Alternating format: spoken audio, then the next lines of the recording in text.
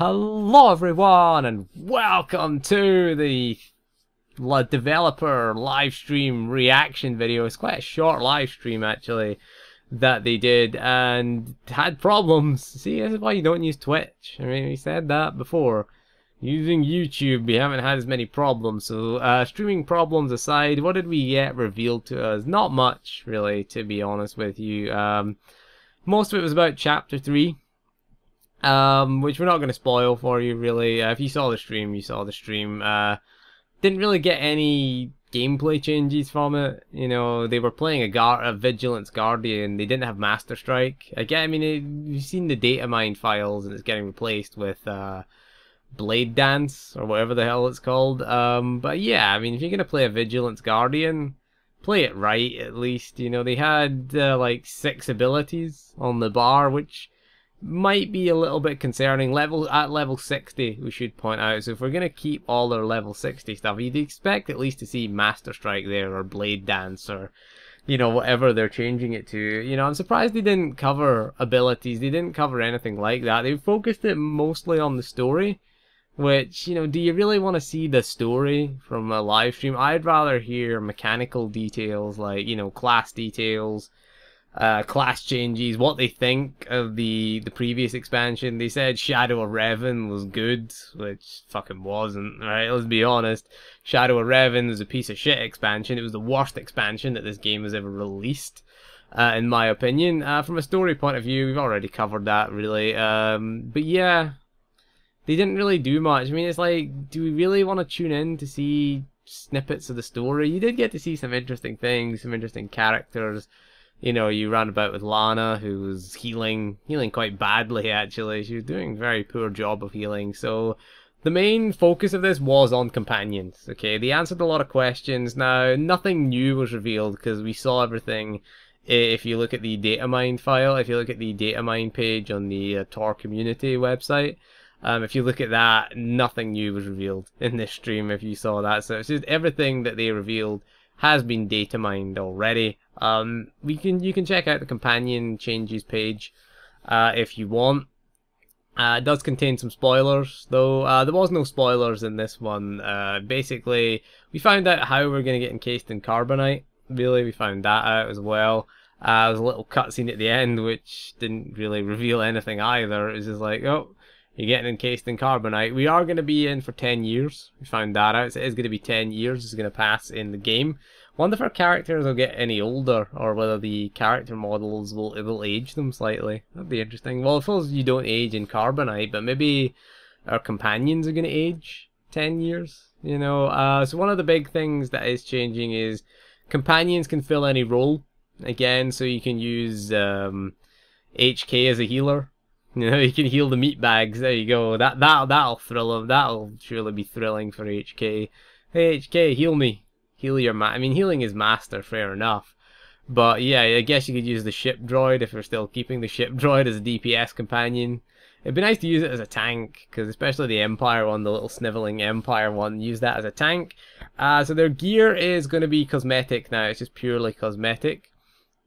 You're gonna get influence. I think it's influence is replacing affection. They didn't say anything about the buffs though that you get from maxing affection, is what they said. They didn't really say anything about that. That's the thing you really want to know. Do we still gonna get the 1% accuracy buff? Because that is the big buff that you want. Certainly, if you're a DPS, you want that 1% because it's one piece of gear less that you need to take for accuracy. Quite an important thing. There wasn't a lot about anything that makes an MMO an MMO. Okay, no PvP stuff, no PvE stuff. So it was kind of like, yeah, here's the story. Here's a bit of story, which you don't really want story spoilers, do you? Do you really want to be sitting there looking at the story, which you're going to play through anyway, and you're going to make the choices yourself anyway? We saw a bit of Zakul Knights, which had a cool saber staff kind of thing going on, so they were kind of cool.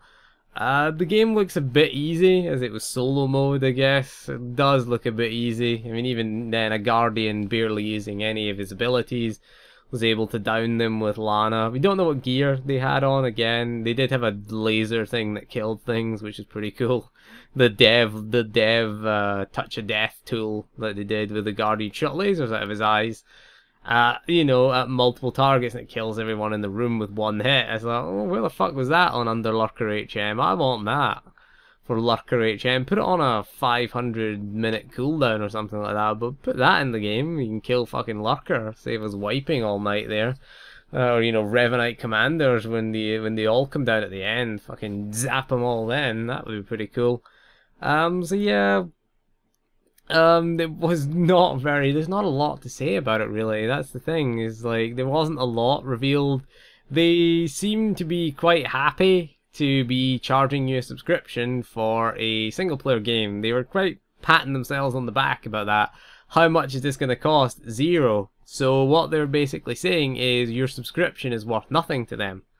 Okay, you know, because it's not free. It's not a free expansion. It is, you're still paying a subscription, okay, and you're getting like a couple of 9 story chapters, and then they say they're taking a break, because, you know, they love their breaks at BioWare, so they're going to take a break for a few months. It's going to be about between sort of 3 and 6 months, where there's going to be, that's the concern that we have. That is the big concern, is what is going to keep us subscribed when there's no story chapters to upload. So there's going to be like a 3 to 6 month gap any time between that 3 and 6 months, where we're going to have the 9 chapters, and then the rest of the chapters up to chapter 16 it goes to are going to be released 1 month at a time. But what do we do in the meantime? You know, that's the big question. Where's the PvP stuff? Where's the PvE stuff?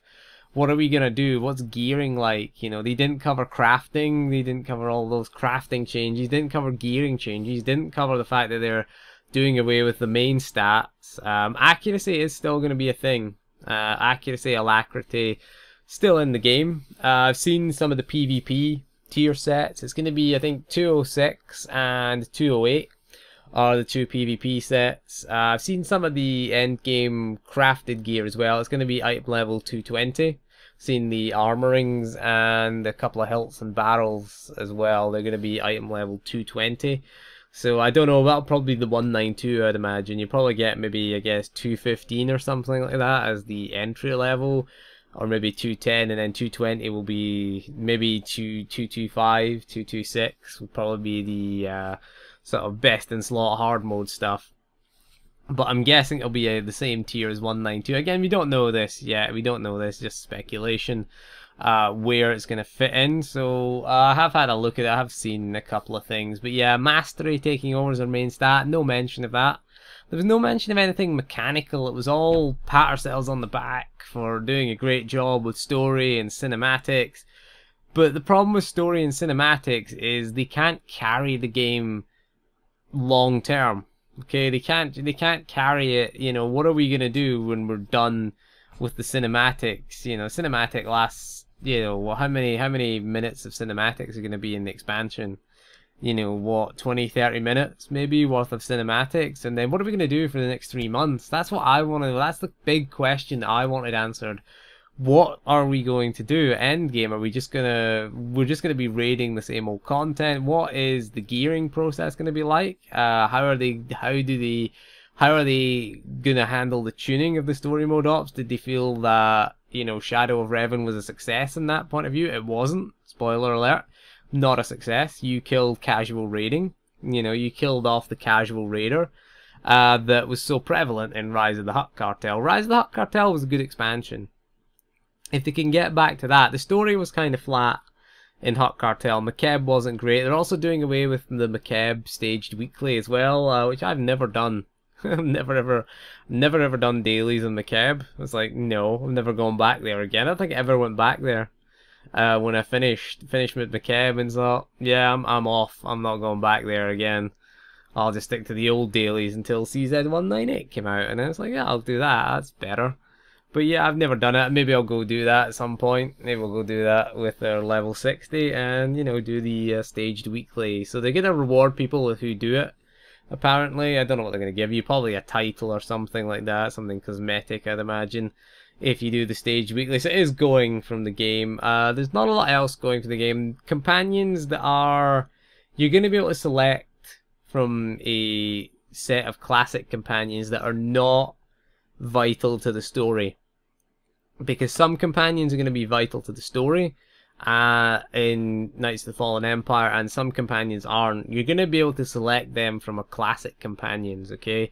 You are going to be forced to use certain companions for certain chapters, like they were using Lana in that chapter, who, you know, she does look better at least. She actually looks like a human being, which is a star. You know, it's a star. It doesn't look like, you know, something that's grown out of a cheese wedge. You know, she had a big wedge of cheese on her head. And, you know, it was like a sort of growth that had grown out of it. It was like a cheese that had gone off, really. How can you really tell if cheese has gone off? It's always off, really. I hate cheese. Really. Never go to America and say you don't like cheese, okay? They look at you funny. Okay? Pro tip. They don't like you. Look like you. You're fucking weird. Fucking don't like cheese. Fuck you, man. Fuck you. Yeah, the Americans hated me when I went there. So, yeah. Back to the point. But yeah, that was it. That was really everything that we had.